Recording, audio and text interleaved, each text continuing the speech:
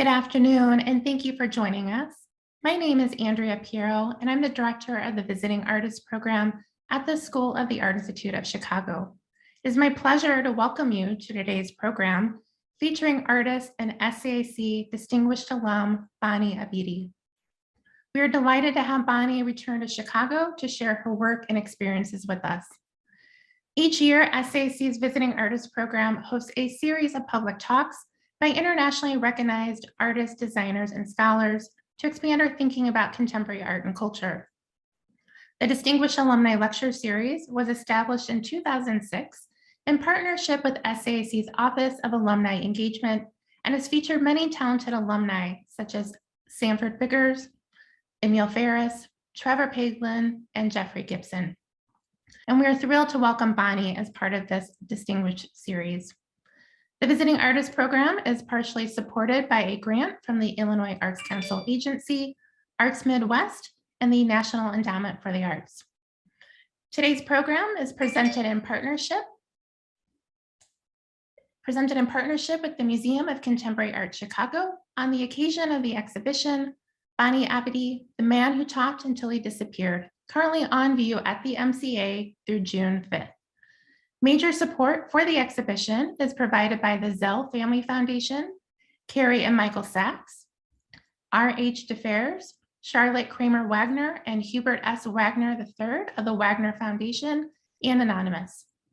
Generous support is provided by Murat Ahmed and Catherine McKenzie, and by the Shulamit Nazarian Foundation. This exhibition is supported by the Women Artists Initiative, a philanthropic commitment to further equity across gender lines and promote the work and ideas of women artists. I would like to thank my colleagues at the MCA for their partnership and for bringing Bani's important work to Chicago. You may find more information about the exhibition and the viewing hours by visiting mcachicago.org. At the end of Bani's presentation, we'll take a few questions from the audience. To pose a question, simply post it in the Q&A box in the Zoom window, or if you are joining us live on Facebook, you can post it below. Closed captions are available by clicking the CC button at the bottom of your Zoom screen, and sign language interpretation is provided by CARES. To introduce Bani, it is my pleasure to welcome another SAIC Distinguished Alum, Bana Katan, who is the Pamela Alpert Associate Curator at the Museum of Contemporary Art, Chicago. Thank you. Hello, everybody. Thank you for joining us. Before I introduce Bani, I just want to thank SAIC, the Visiting Artists Program, and Andrea for their wonderful collaboration on this program. It has really been a pleasure. Bani Abidi is an artist. She's an observer and archaeologist of urban life. Throughout her work, she thinks about issues of historical power struggles, militarism, nationalism, by invoking memory, belonging, and self-determination. Throughout her more than 2 decades-long career, she has asked questions of civil society, class, power, and patriotism. Bani studied at the National College of Arts in Lahore, graduating in 1994, and also at the School of the Art Institute of Chicago, graduating in 1999. Sorry to date you, Bani. She has had solo exhibitions at the Sharjah Art Foundation, Gropius Bau in Berlin, Kunsthaus Hamburg, Dallas Contemporary, the Baltic Center of Newcastle, Baltic Center of Contemporary Art in Newcastle, and that's just a few of them. Her work has also been part of the Lahore Biennial, the Edinburgh Arts Festival, the Aga Khan Museum in Toronto, the 8th Berlin Biennial of Contemporary Art, the Guggenheim Museum, Documenta 13, and Kochi Biennial, and I would be here all day if I continued. Her work is in the collections of the Museum of Modern Art, the Guggenheim Museum, the British Museum, Tate Modern, Guggenheim Abu Dhabi, the Karan Nader Museum of Art in New Delhi, the Art Institute of Chicago, and the MCA Chicago, as well as the Sharjah Art Foundation. Again, this is just a few amongst others. On a more personal note, I want to really thank Bani for trusting us with her work and with this exhibition, especially since we installed it over FaceTime in the depths of the pandemic. It has really been a pleasure to work with her. And we feel really honored to be showing her kind of coming back to Chicago exhibition at the MCA. So please come see it if you can. It's up until the summer. I also really wanted to quickly thank Sharjah Art Foundation, Ful Qasimi, and Natasha Ginwala, who are our partners and co-curators on the show. With that, I will hand it over to Bani, who we are all here to hear from. Hi, thank you, Bana. Thank you, Andrea. This is a bit surreal that finally I am back in Chicago in a professional capacity, but only on Zoom, and kind of imagining who's listening, who's watching. So it's a very abstract experience. I was joking yesterday with the team and saying that I imagined, I remember that a lot of visiting artist lectures would happen in the ballroom in 112 South Michigan, and maybe we should put a still shot behind me of the space. But I'll do my best to kind of imagine myself in freezing in Chicago, even though it's pretty similar in Berlin. I think I'm going to quickly go through, before I start talking about the show and take you through it, I'm going to just go through a bit of biography, because at some point in one's career and art making, biographies do matter. And I think it's more in retrospect that when you start looking back, things kind of click and make sense. So just a few things about my relationship with the city, with humor, with cinema. I grew up in Karachi, and which is a coastal city and a very metropolitan city, full of with 17 million people and more. And my coming of age and actually more of my becoming an art student and starting to work with culture and think in my early 20s was in the 90s, and it was post an 11-year-long dictatorship of Ziaul Haq. And this is a strange time to be, but it was a time to be talking about this, considering the political happenings of the past week. But Pakistan was part of the Cold War. We were America's, Pakistan's history has been very closely linked to US foreign policy. And you will hear the US crop up many times in my talk today, I think. And I think that the dictatorship that was of Ziaul Haq was actually, he was very involved in the war in Afghanistan. And it kind of shaped Pakistan hugely in ways that are only starting to register now. But the time that I am in, I graduated from art school and I started working was in the 90s, and it was a very liberating moment, because there was a democratic government that had been established, and there was a new art school that had been set up in Karachi. I had already studied in Lahore, and there was a move. There were a lot of people young people who had Pakistanis who had gone and abroad to study, whether in the UK or in the US, and people started coming back with the new promise of what Pakistan was. And there was a very particular shift in the mode of art making, and through the 80s, since I remember, it had been what I'd been exposed to was late modernism. And even though a lot of artist practices and lives were displayed resistance against the dictatorship, they were mostly very studio-based practices. And in the 90s, suddenly there's a group of people who have started teaching and are young artists. And suddenly there was a moment where everyone abandoned the studio, and there was, we were out on the street, and there was a desire to understand and dissect language on the street and materials and the economy of this very complex and crazy city. And that was very, very important to me in kind of understanding that location mattered. And it was no longer a very introverted personal biographic, like work that had to do with personal biography, but society and the way things were unfolding, and politics. How did I fit into it? And questions of class and gender and ethnicity, a lot of these things came up. And so this is, it's a very, very exciting time, and it is very casually referred to a bit erroneously as Karachi pop. But it was a time where I would say painting and studio-based practices were completely abandoned, and there was a lot of installation and collaborations with people, workers and fabricators in markets. So there was some kind of reaching out to a larger community. And that is kind of the milieu that I left Pakistan in to come to Chicago in '97. And I was in the painting and drawing department, and still I was very far away from video. As a form that I would, or a medium I would work with. I was still struggling with figuring out how to. At that time, I was very interested in issues of class and these hierarchies, and I was still drawing and painting. And it's funny that neither my undergrad degree or my grad degree, the shows that I had would in any way, like, there's no direct connection to what I do now.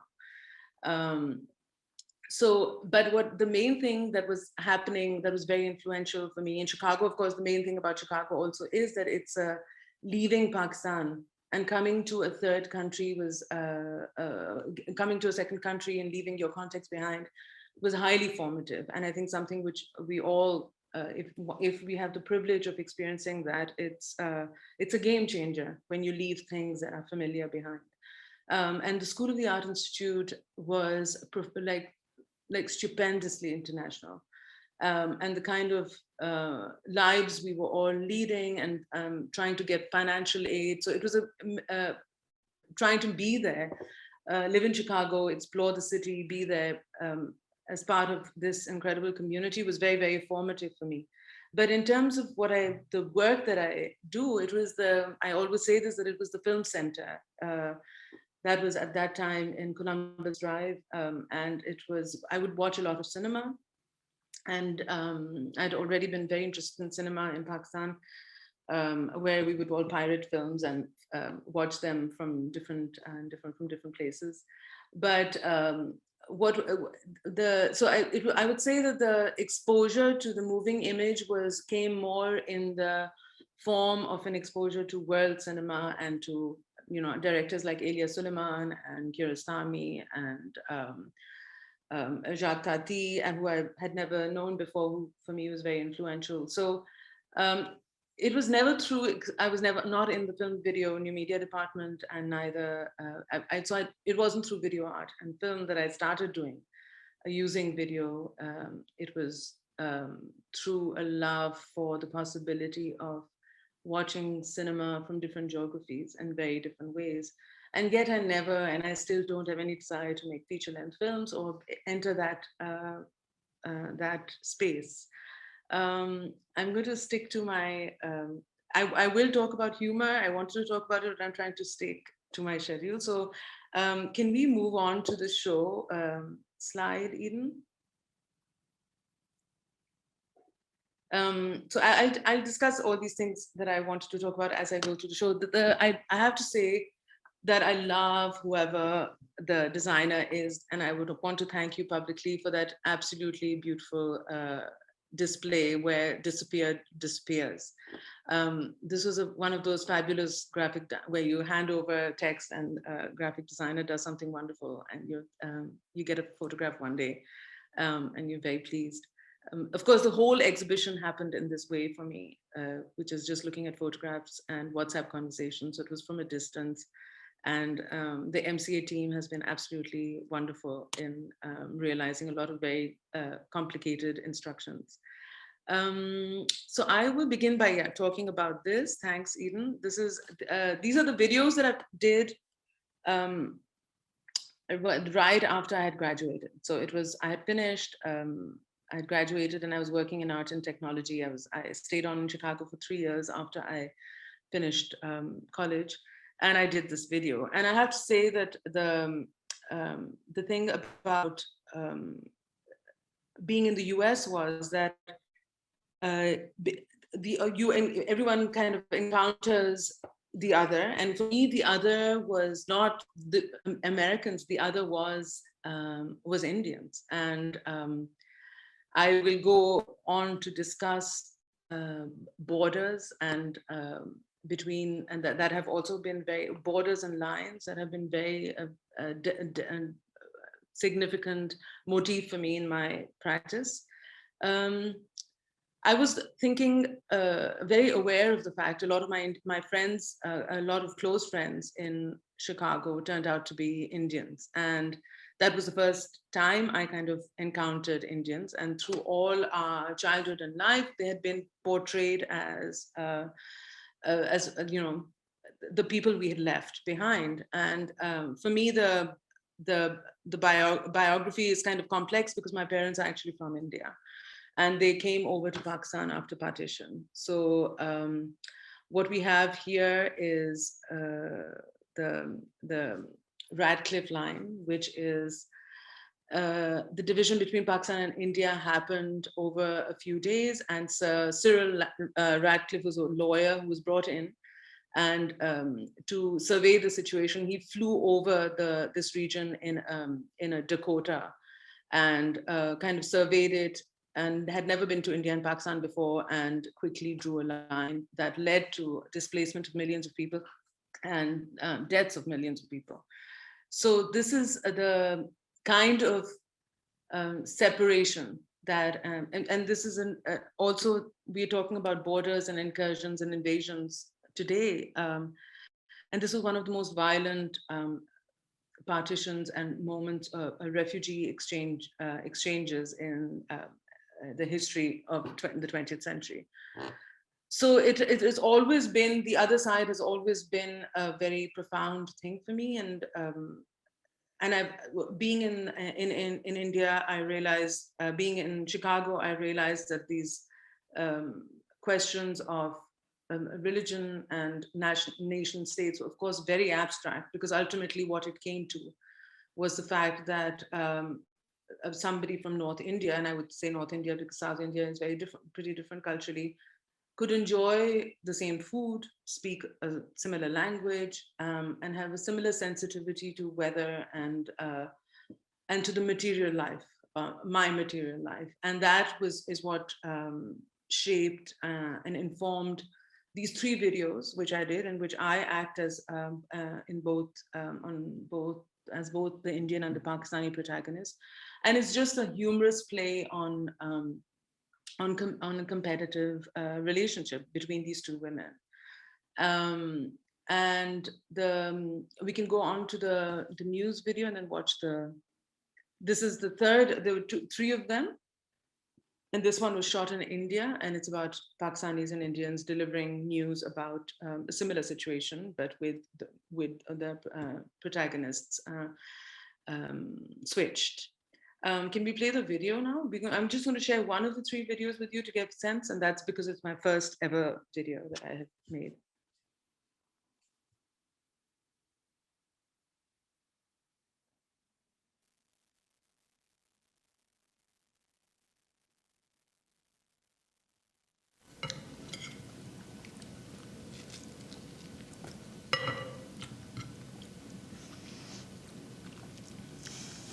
These mangoes are so huge. Not very good. They're fairly tasteless. Have you had unwed atolls? I don't know what you call them in India, but they're small and have a really strong aroma. And we usually cut them. I mean, we usually suck them because they're too small to cut. Those are my favorite ones. It's so funny. My mother used to always have an unwed atoll lying in her plate next while she was eating her normal meal. And she'd take a bite of the mango and a bite of her food. And I just couldn't ever understand it. You know, the concept of having savory and sweet fruit together. So odd.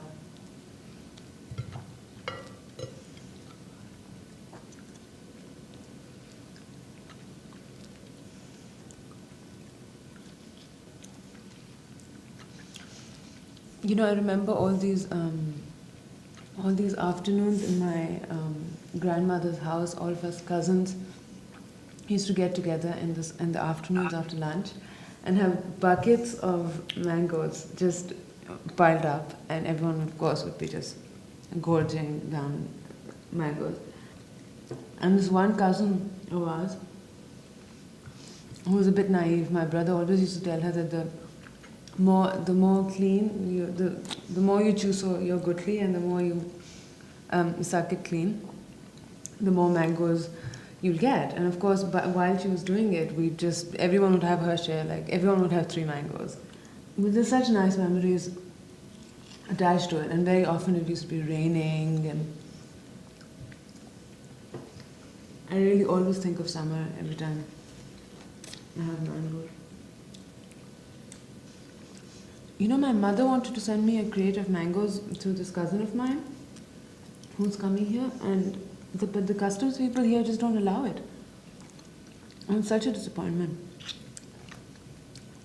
I know. I'll hopefully be going home in August, so I'm hoping to get some good mangoes. So how many sorts of mangoes do you get in Pakistan? I think we have about, five main qualities, yeah. What about India? I think we have about 6. Actually, I think Pakistan also has 6 or 7 different types.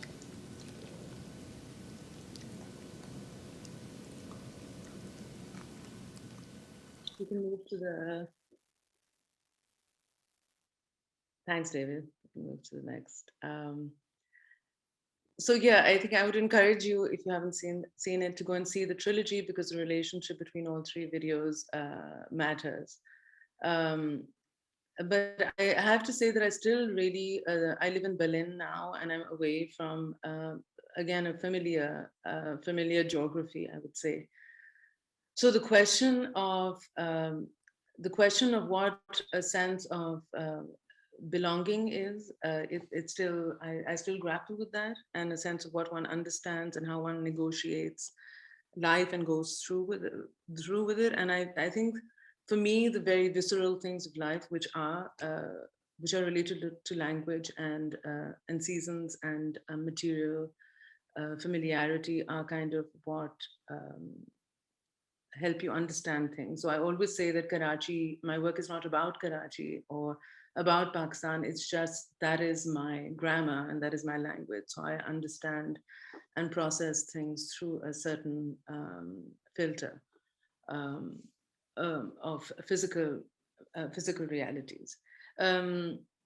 I'm showing you this image when you enter. Is we decided to have barriers, so security barriers from the streets. We have them on inside the show, because I've worked with barriers, but also I wanted to create. Was wondering what it would feel to have a very forbidding architecture inside a cultural space, and especially because it was Corona, and how people would interact with it. Can we go to the next slide, Edie?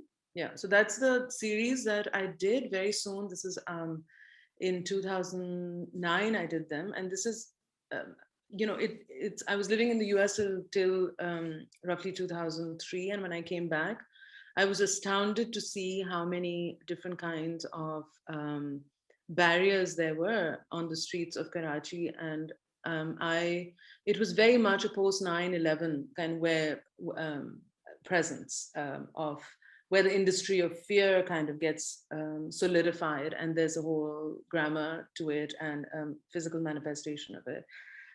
But there we have Pakistan, which is a highly hierarchical and classist society, where people would love to have barriers around them in any case. So it was as if it had been legitimized that people could have all kinds of barriers outside their homes. And then unlike factory produced ones, these were all the small shops that produced them. So there are all kinds of cement barriers and metal barriers, and with different kinds of designs. And it was all sometimes very playful, some of them very shoddy, very weak, but they were all over. And I felt that it definitely allowed for some kind of a design analysis. Obviously, it's a tongue-in-cheek comment to say that there are so many barriers on the streets of the city that one can just analyze them on purely formal terms. And this is also very inspired by by Hilda and Bernd Becher, who were German photographers who had done typologies of different structures. So these are just drawings, and it's a security barriers A to Z. So it's an A to Z of different barriers, but they're done over from 2009 to 2019. This particular one was outside the American Embassy, which used to be in the center of the city, and there were 4 of these containers.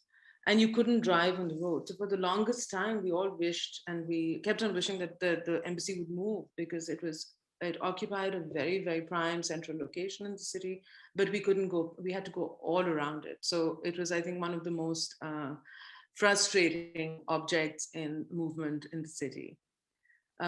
This is finally the US embassy moved to the side when there was increasing fear or worry that there would be attacks. They actually got plot of land out on the outskirts or on the edges of the city and moved. And these are the new barriers they have all around their compound.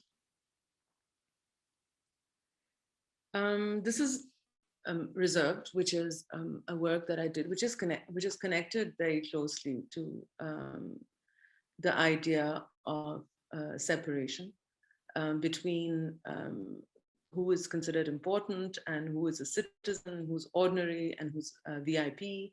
And it was commissioned by the Singapore Biennial, and the Biennial was happening in Singapore as a result of the World Bank and IMF that were going to meet there, and the city was preparing for them. So I kind of wanted to make a work which is about preparing for the city. And this was like I would say it was my homage to everyone who had always been in situations of waiting with me. I basically recreated or produced an entire scenario or a film about a VIP who is about to arrive in a city, and there are different groups of people who are waiting for him or her to arrive. But the focus, of course, is on the people who are waiting and what plays out there and the kind of solidarities that exist in these moments of waiting. And I think that in other work as well, I've been very, very touched or have revisited the idea of these moments of suspension, of political anticipation, of some kind of being in a disadvantaged situation, but what happens in that moment of collective togetherness. And so this is it was a very I could not have actually produced it as a documentary, but it looks a bit like a documentary because it is to non-filmmakers, at least, because there's no protagonist and there's no dialogue. It's just groups of people. And I'll speak a bit more about how easy it is to make work about groups of people when there are lots of people willing to act and they're available. Should we see the video?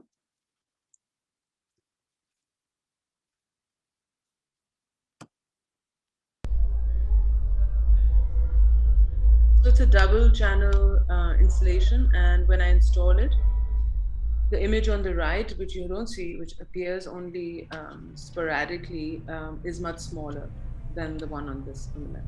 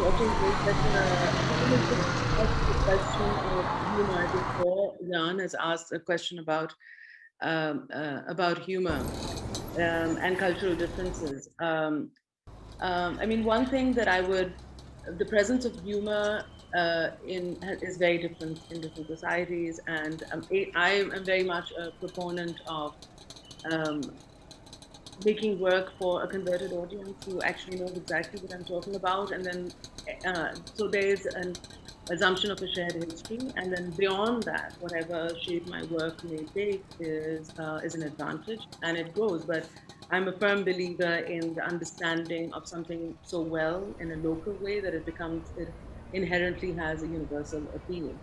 Um, but I think that the thing with the importance of humor is also in it's a very Pakistani thing, has to do with the dictatorship, where a lot of very coded messages were being exchanged. There were TV programs there was a TV program called 50/50, which was a bit like Saturday Night Live, and we saw it every week. And it was very much about the conflicts and anxieties of urban life, of things not getting done. But there were skits, and very soon there were also jabs being made of the dictatorship that were kind of hidden inside it. So there was that ability to reach out and hide with coded meaning. But also the city of Karachi and is full of slogans and verses. I think when I was showing, there were slides in the beginning that were on the screen. There was one, for instance, one of my favorite aspects of urban life is at the back of auto rickshaws, which are the transport, that three-wheelers that you have in Pakistan. You have verses that have been painted on by either the person who drives it or the person who's decorated it. But it's a whole genre of street poetry. And one of my favorite ones always is, it says, "Please don't honk," in Urdu, but I translated, it says, "Please don't honk, this nation is sleeping." So it's very acerbic and funny at the same time. And I think that there is just humor is just a way, an intelligent way of commentary, of dealing. It's kind of as if you have a better grasp of what's going on, so you're not totally subservient to power, but you can make fun of things, and you can tear down a situation and dissect it with jokes. This is just this. I'm just want to share with you the way I would make work is that I decided to make work about a VIP about to arrive, and I storyboarded it, and it's always through very detailed moments that I would build up a narrative. So it isn't really clear till I have assembled all my little bits and pieces and drawn them out and figured out, and then a lot of my films get created where once I've pulled out my bag of details and put them together. So very often the narrative art is actually very minimal. There's just endless amounts of moments that I would like to give my audience, because it is about recognition and being familiar with that what I'm showing. So these are just making a film about waiting in Karachi was absolutely no problem, because there were lots of people who were willing. I tried to create the traffic jam scene, and lots of people kind of just joined in once they saw that there was a film going on, and they kind of came and hung out. So there's a different relationship, very chilled relationship with time. And it was an interesting instance because the person who shot it he makes music videos. The person who the production manager does soap operas, and they just didn't know what I was up to with this non-film that was so short, and there was no drama in it, and it was just all these details. But it was really wonderful to make it. I have to say, Eden, can you go back for a second? I'll just say for a second that I think that the reason why this whole thing about fact and fiction in my work is that I like very ordinary stuff, and in an ideal world, I could be a very good documentary. In an ideal life, I would be a very good documentary filmmaker, where I'd go and very gently enter society and form relationships and film. But I'm not that. I'm very impatient, and I'm pretty shy in a big space. I don't know how to deal with people. And so I feel that a lot of my work is actually documentaries that I would have liked to make, but I just make set up scenarios where that emulate the moments that I would like to capture. So I go to great depths at recreating those. Yeah, so we go to the. This is Death at a 30-degree angle, and this is actually related to another work which which I did last year, which is called The Reassuring Hand Gestures of Big Men, Small Men, All Men, which is around the corner from this work. Death at a 30-degree angle was showed at Documenta, and it was commissioned. I was funded for it by the Sharjah Art Foundation. And it was, there's a lot of, this is like 3-4 years of right, like from 2008 onwards, that I was very interested in the idea of political statuary, and it's really fun now that it's so interesting and important of what's happening with statues in the past year, and to see and just actually go through my my intentions and my archive from that time. So of course, this is the famous toppling of Saddam Hussein's statue in what was, I think, called Operation Iraqi Freedom. I don't know what it was called, but anyway, it was that. It's a very well-known image, of course, and it was that is one of the images that triggered of the idea of death at a 30-degree angle. Is the idea of a statue that gets stuck in an awkward position and kind of dies and is half alive. These are a lot of travels that I was fortunate to have for work and for this and that. This is in Lenin's statue in Budapest, and he is, this is in the statue park. So all the communist statues have been thrown into a park in the corner of the city. This is Laurent Kabila, who's the the leader of the Democratic Republic of Congo. So I've been kind of in very different political scenarios. Kabila is a very, very loved character in Congo. So the people who I was looking at had very different relationships with the citizenry that kind of followed them or emulate them. This is, of course, Queen Victoria, who had a very big role in our lives, and she appears in other work of mine later, and this is in the Lahore Museum. And this is Mayavati. Mayavati is actually the lady because of whom I eventually did do a work on statuary.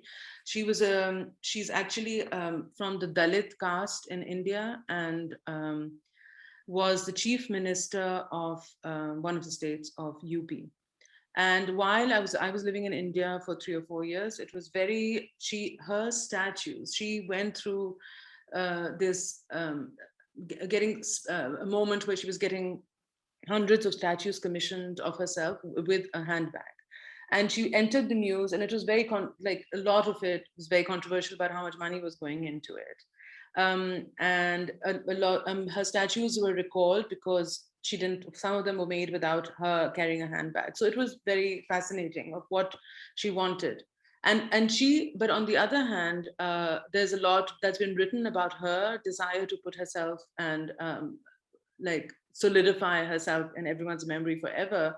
It's because it's a caste politics, and she finally had the stage, and just like all the other men and victors before her, she wanted to make sure that a community or a caste of Indians who is otherwise never represented or is underrepresented and is kind of permanently embedded in people's memories in the form of marble. And so there were statues of herself and her mentor Kanchiram, and it was very fascinating. There's an art historian called Kajri Jain in University of Toronto who's written many things about Mayavati statue making. But it was very fascinating. All of these people seemed to have very different intentions of, and came from different backgrounds, everyone who made a statue of themselves. Anyway, so I get very interested in making a film about somebody making a statue of themselves and who commissions a statue and cannot decide at all how they would like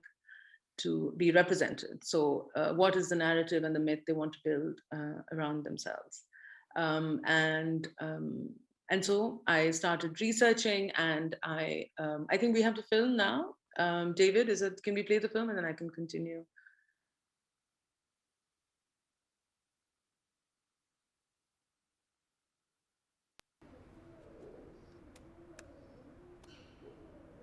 So the place where I shot my film was actually in the studio of the gentleman, Mr. Ram Sutar, who's there, who makes Mayavati, who has been carving, who's been doing political statuary for 60 years. So he's a very, very interesting and important figure. And in my research for this film, I actually came across his studio.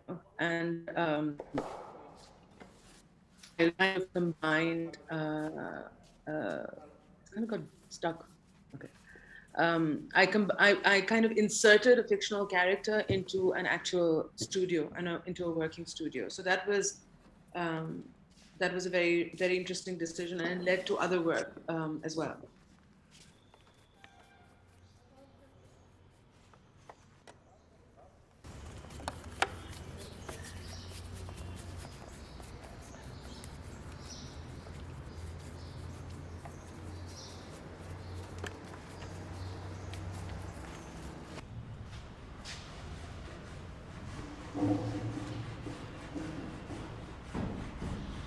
So it was a kind of a surrendering of the storyboard. Did depend this time on the set of scripted acts that I organized, and then it was about actually shooting and getting lots of different moments in this studio. The reason why they're two vertical projections is because I wanted it to be a projection that kind of looms above the viewer. And so when it showed for the first time at Documenta and even in Chicago, it's a very tall projection.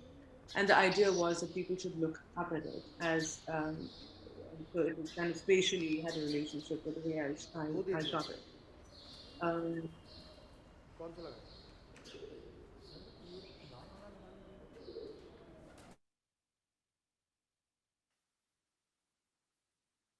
So I think then the work that it was very much about the performance of these politicians, and I have to say, it's not a scathing critique. Even this character of mine, who is a small-time politician, who has only about 3 cronies next to him, it was kind of a loving look at this desire to. So it's not entirely critical. There is some kind of there's admittance, there's a relationship with this person's vulnerability and ambitions of what they're trying to do. In the making of the film, of course, again, a lot of it is very imagined. The drawings that you're seeing, and even we can go through them to the next images. A lot of it is coming from an imagination or a planning that is very clearly storyboarded and happens before I actually do the shooting. But the presence of characters and how many people hover around him, what is the atmosphere around the main protagonist, is all sort of imagined in advance. But again, there is no, this is the studio, and the studio was a really incredible place itself. So it was, once I went there, I was really confronted by the fact that the studio and the life of Mr. Sutar, and let's just stay with this image, was far more interesting material than what I had hoped to do. So I ended up actually spending a lot of time with him separately and photographing him, and his story as a sculptor was also really, so I'm dealing with all this kind of egos and myth making of a character who's my fictional character. And then you have a real life person who is the sculptor himself, who is telling me about the stories of how politics have changed, how he's a Gandhian and how he wants to make a statue of Gandhi in the Arabian Sea, and which is taller than the Statue of Liberty. And he has all these files that he shows me, and yet he talks about all this divided country where everyone has their own symbol of identity, and how he only gets commissioned to do very particular statues, which are either for South India or North India. So there's a larger, he's kind of an older Indian, he's come of age in a young India. So his dreams are much wider, and he's gotten caught in very petty politics and the current day reality of a country which he doesn't relate to. So I did a whole photo installation, and often if you move ahead even, I think we have the next, these are a lot of the stuff that I photographed in his studio. And the way I usually would show it is to have the fictional film in his studio, which is what you see in Chicago. And then on the near it is this installation, which is called Proposal for a Man in the Sea, because that is what he wanted. And he wanted to get commissioned, but that never materialized. So it's just an installation of photographs. So it's kind of, it's documentary photographs of his space. So they kind of go, they work really well together as story and an actual person. This is an installation shot from Documenta when I first showed it.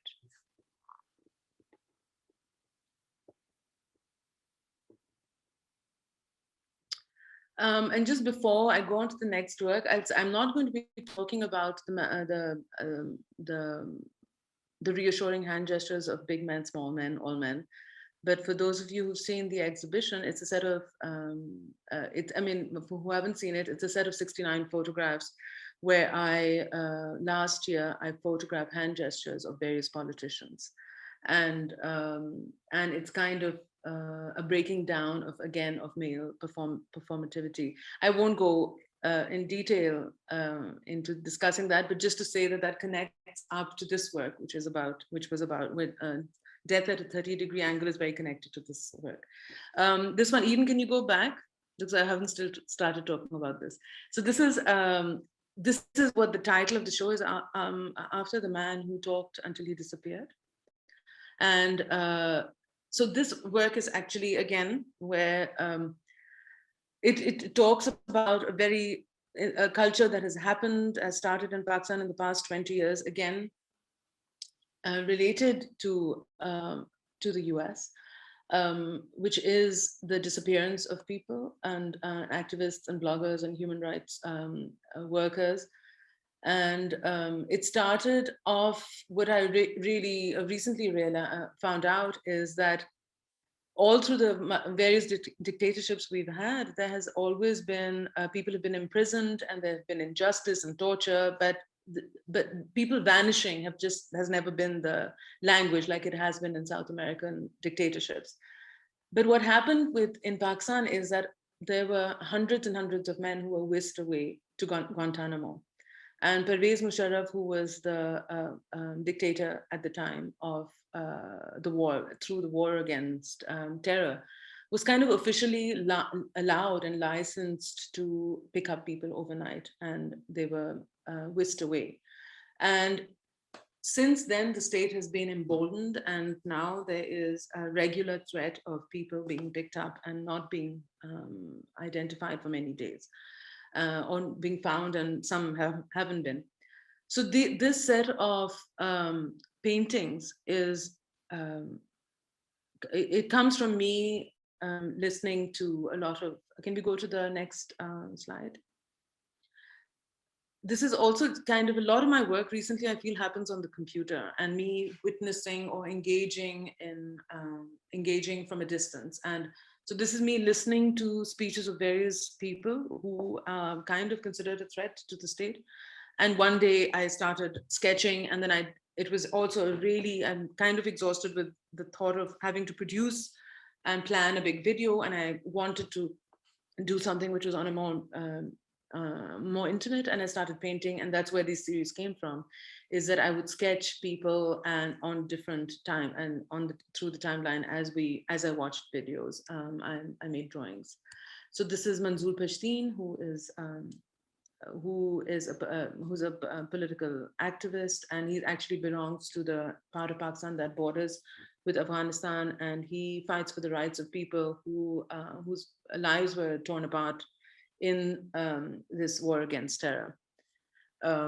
And this is a blogger. So there are different characters who are academics, journalists, and bloggers, and all of them have, a lot of their speeches exist on YouTube. But I wanted to have, like, it was kind of mine. I've done 8 different people, and it's kind of an ongoing way where I feel that there has to be a simultaneous memorializing of these lives somehow. But there is some thing inside me where I don't put names, and I don't put, there's something about them remaining. It is a gesture of portraiture, but it's not about being easily identified, and therefore there are no names on any of them. But there are, for people who know them, they're identifiable, people who know of them.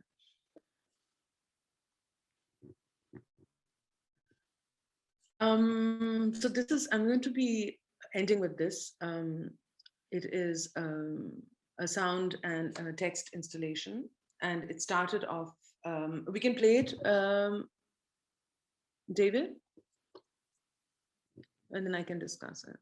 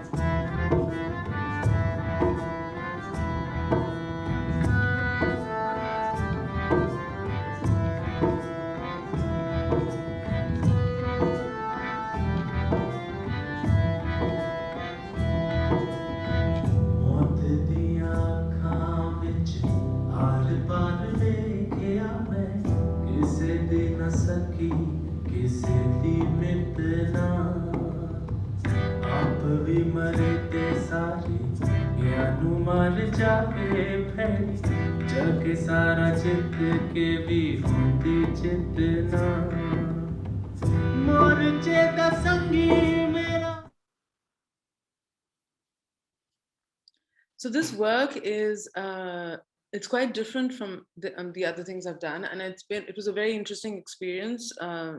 It was one of those projects where I was commissioned to do it, and the premise of it was really interesting, and so it kind of pulled me into into doing something which I would have otherwise not done. But it was part of an exhibition called More Lasting Than Bronze. It was the Edinburgh Arts Festival in 2016, and it was a kind of, the artists were invited to, we can go to the next to the slide. Artists were invited to consider the idea again of monuments and memorials. So I keep on coming back to that in many ways. And because Edinburgh has about 200 statues, and so it's overwhelmed, it's full of statues. And the question was that how do these play out in the memory and the lives and of people who live in Edinburgh? And for me, it was through 2016, and that it just so happened that I had been reading and thinking a lot about Indian soldiers and troops who were taken for the First World War by the British to the Western Front. So they were fighting for them, and there were more than 1 million who were kind of whisked away. And these are just photographs from things that I've collected while I was doing the research. But and I wonder how much of this is, again, about this question of displacement, which keeps on coming back to me. But I was reading a novel, which is called The Weary Generations by Abdullah Hussain, and I was reading it in Urdu. And there was a really beautiful, and he talks really beautifully, it's set in the first half of the 20th century, and there's a very beautiful moment where the people in the trenches, and their conditions were really horrendous. They didn't have the right shoes, they were freezing, all deeply miserable. and somebody's lit a cigarette and they're singing a song in Punjabi in the middle of snow, and how that kind of changes the atmosphere and everyone's mood in the trenches. So the idea of song. Anyway, in many ways, I got really, I was really touched about these, thought a lot about these lives, and I wanted to work with an oral history. And an oral history, the proposition, the idea was that oral histories that transmit from generation to generation are a counter-memorial, a very significant counter-memorial to one that is officially sanctioned. So I actually researched songs that were sung at that time. And I worked with a poet who lives in London. He is a Punjabi poet. And he had a lovely archive of songs that were sung by women, which were actually anti-war songs that were sung by women who were left in India. And that's the female voice that you hear in the song, for those of you who've visited this installation. And there is there's a song in the male voice, which is in a letter. If we move to the next slide, I can. So initially, when this work was made, it was just a sound installation, and it was shown in Scottish Parliament. So it was a space of representation, and I was interested in populating it with these voices from 100 years ago. The musicians I worked with were in Pakistan. But it was a very affective sort of work. I had never worked with music before, and I had people really responding.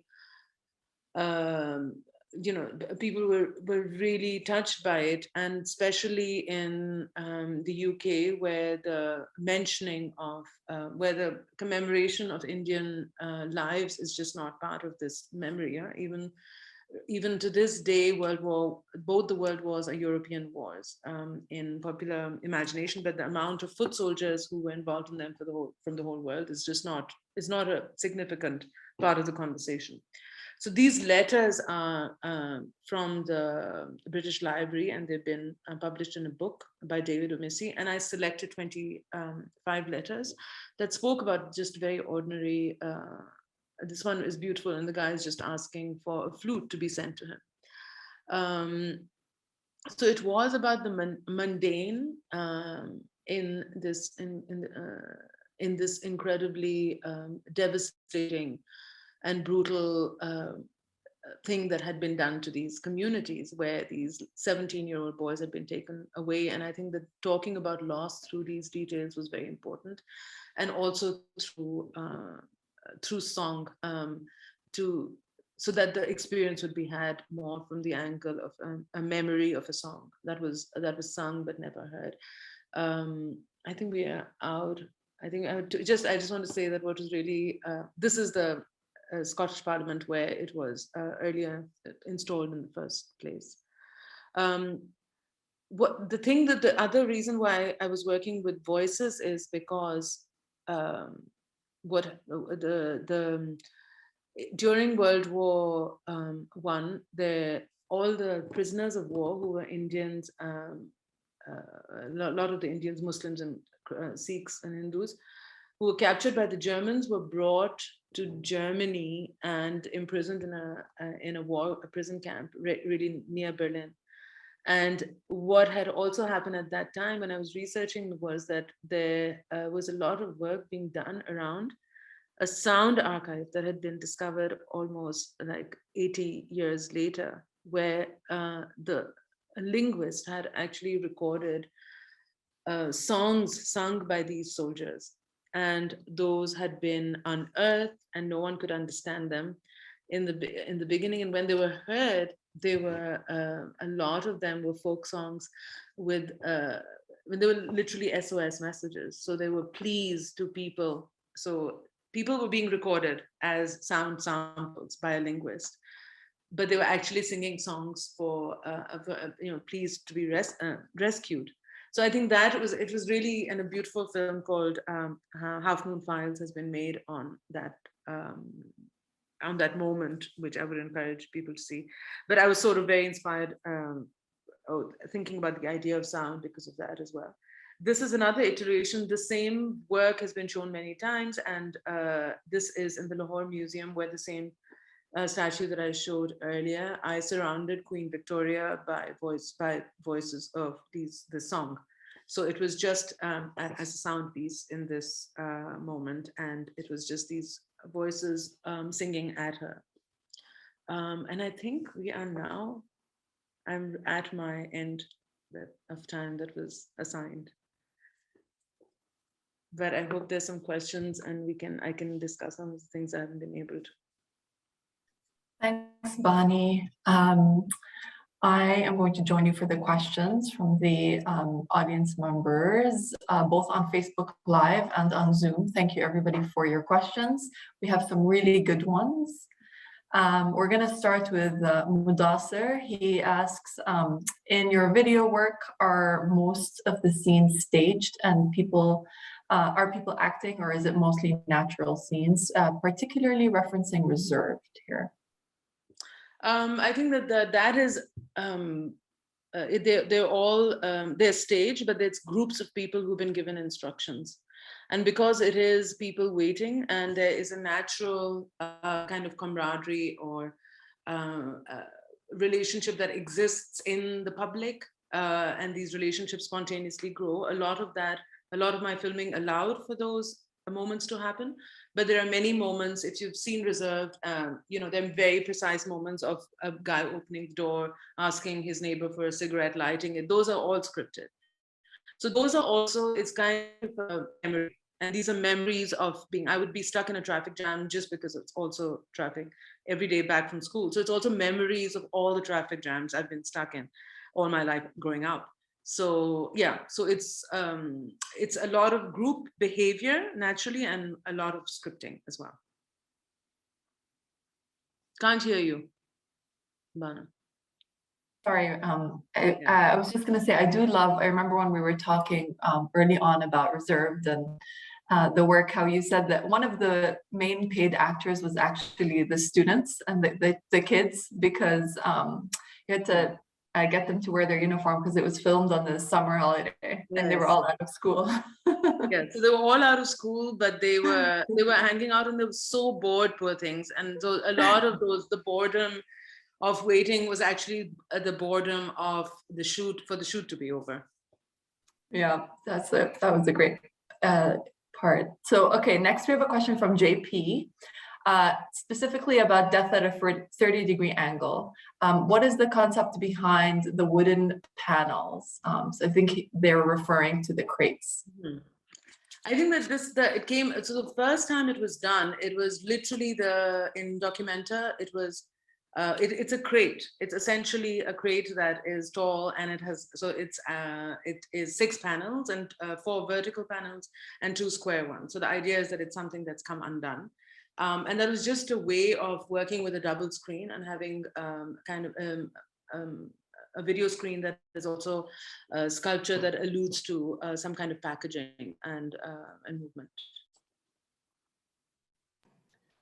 And again, come to the MCA and see this installation in person. The way that the crates are exhibited on is really spectacular. Next, we have a comment and a question from Jan saying, your titles are splendid. Do you begin with the title and then build around it, or does the title come from the work? Both. It's both. My latest favorite title is The Men the reassuring hand gestures of big men, small men, all men. And even though it's a mouthful, I love saying it. And that definitely was, the title came first. And I also have it written on my studio way before I started making the work. And then a lot of the other works, I have to struggle with the title and make it. But the titles really help in sort of adding to the humor or meaning of the work. Yeah, and then also just to add that a lot of the titles are so excellent that they are also titles of the exhibitions. And so like ours, like the show at Groupie's Bow was called And They Died Laughing. Also after a set of watercolors, Sharjah was Funland. These are all co-exhibitions that go along with ours here at MCA. So. Okay, next question. How do you approach a video work? How long is your process from the first idea to the final edit? It really, I mean, I have to say that I take so many breaks between doing one video work and the next that every time I forget how I did it the last time, and it feels like I'm making a video for the first time. So I'm a really scatty, confused artist, and I still suffer.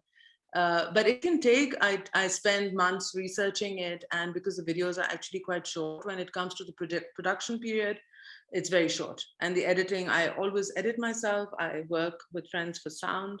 And because they're not long videos, and I'm kind of happy making, hopefully I'll make lots of other short videos in the next 20 years. But so the production is not that, that's the big thing. It's always is the research where you want to reach a point where you can translate it into something meaningful.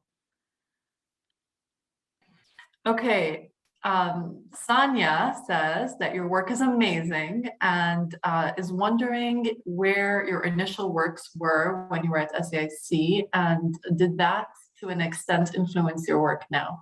I believe your work now is far different than when you were a student. Yeah, I think it's very different. But like I said, that my years at SAIC, so it's about, like, both my undergrad and my grad school, it's about becoming a person. And I would say that being in Chicago was essential to what I do now. In the first move, which is the move away from a space of familiarity, and then exposure to different politics and worlds and people, and also just being in an art school and having this kind of exposure to art and film. So, but it doesn't, I think I would say that I was doing installations. I had a studio on 112 South Michigan on the 15th floor, and I would draw on the walls. It's completely different. I was drawing furniture, and I was looking at I was thinking about the influence of Victorian taste on Pakistani culture and homes. So it's totally different. And then there was that aha moment where I realized that video actually kind of just dawned on me, and it was so clear that for the kind of interests I had, a time-based medium was far more appropriate, where I could have text and I could have time and I could have sound. And suddenly that incredible struggle with trying to transfer everything into a still image or a sequence of images, I didn't have to struggle with any. So it was just a huge revelation that one could do things in time. And so it was motivated by the kind of interests I had, my direction towards video. All right, our next question is, how do you traverse through the shifting of meaning and coded messages by the geographic spaces that you're living, working, and showing in? Well, I think I said this in the middle of the talk as well, and I think it's every audience is very different, and there are different readings that people have. In Gropius Bau, which was my big show in Berlin 2 years ago, Natasha Jinwala, who's a curator, she and I decided that we wouldn't have any didactic text on the walls, just because when there's a show from elsewhere, which is outside of the space of the country where the work is showing, there's an expectation that you must go and read an entire body of text before you can approach the artwork. And I firmly believe that you don't need to do that at all. You can just sit in front of my work and very soon you'll get it, or you'll get something from it. So I think, and there are lots of things, I feel that when I've grown up seeing work of artists or filmmakers or even literature from elsewhere, which is maybe sitting in Pakistan, I was reading, South American literature. It wasn't easy to get it. I was also a foreigner absorbing culture from elsewhere, or a story from elsewhere. And I did my work and I did my research, and the form kind of grew on me. And, so it's interesting. I mean, I think that's a completely, it's so presumptuous to think that contemporary art or international contemporary art means that everyone gets everything. Everyone has to work a bit at it. And also there are preferences. There are certain kind of things that that some people enjoy and others enjoy others. So I hope I'm answering your question. Yeah, I also remember we talking to Khur Al-Qasimi when the show was up at Charge Art Foundation, and how the audience there is being so different, and there's so many people from South Asia, how they just read the work differently, and that's what makes it interesting. And yeah, so I think that kind of a magical moment, of course, is, and I think when one's invisible audience is people who you kind of assume that they get it exactly as you want it, and I work with that assumption that there are some people who will get it, and so therefore I don't need to reduce my detailing, right? I don't have to explain anything. I just do what I do. okay, our next question is asking about your research and how long it typically takes per project. What are your major sources of information? It differs, of course, from project to project. Sometimes I find that I have to access a lot more sound and or photographic archives or literature. I think I have to say, though, that I think I'm very I have a particular relationship with newspaper headlines and Pakistani newspapers. So a lot of things are very inspired by the strangeness of things that just crop up and incidents and events that happen and the way they're worded in the newspaper, and I grasp it and I go with it. But a lot of my stuff is internet. And so it starts with the internet and its networks and its people. And right now I'm just researching another project that has to do with sound in Berlin. And over like 2 or 3 weeks, your sources of information grow, people you get. So it's a lot of people as well, but it differs every time. There's no one standard thing, but the computer kind of does play a role. The internet plays a role. And I'm totally, I use that a lot in my work as a source of research and maybe even, downloading stuff and using it. Okay, Amra asks, you meander many realities and geographies as well as histories of time and space. How has that evolved in being able to belong to a time vis-a-vis your present physical space? Well, I think also the kind of histories that I get and the things, the periods and moments and of history that I get interested in depends on where I'm at. And so these days, I'm like what I was doing when I was living in South Asia, which was really enjoyable. I moved back from Chicago and I lived in South Asia from 2003 till 2011 when I came to Berlin. Those were different concerns, and increasingly now that I'm in Berlin, it's a different set of histories that I'm looking at in geography. So I don't know whether I'm answering your question, but it's shifted because of my concerns and interests, and even the mood of my work I feel has shifted because I've shifted spaces. And also I think it's I think it's a question that keeps on coming up, that at this point in time things just seem to be very dire, and where's the humor in today? So how long I keep on pulling down power with humor? Okay, we only have time for one last question. This one's from Diana. In a world with fake news, what does art that presents incomplete truths without hiding the facts, such as the VIP piece, specifically related to the function of raising awareness of history or perhaps responsibility that other forms of media and education do not? I think that I definitely, I feel that art is also fake news and fiction. It is fiction. I definitely don't feel any I don't feel very responsible about changing anyone's knowledge about things or correcting things. I think I can only laugh at or highlight the clumsiness between media and understanding and representation. But I don't think as an artist, I'm there to correct anything, but I certainly like you said if I go into a moment like Reserved, which is about building up a moment of waiting where there's power hierarchies, I'm kind of suggesting something. And that is all I think one can do. And I think that I said this to somebody, that there was somehow, because I'm from Pakistan, and there's these questions of social responsibility as an artist. And I just feel that artists are storytellers, or we just kind of giving people some consolation and holding people's hands as we go along really hard lives. Art is just that. I feel very unable to change anything, but kind of just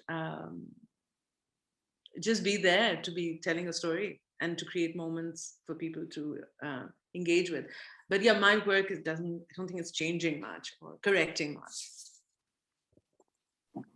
So come to the MCA and see the stories that Bani's telling through the work.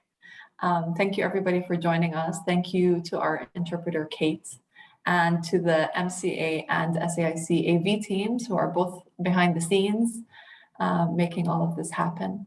Bani, again, thank you for being in this show with us and for really bringing all of this work to Chicago and for our audiences to come see. Thank you so much. This is lovely.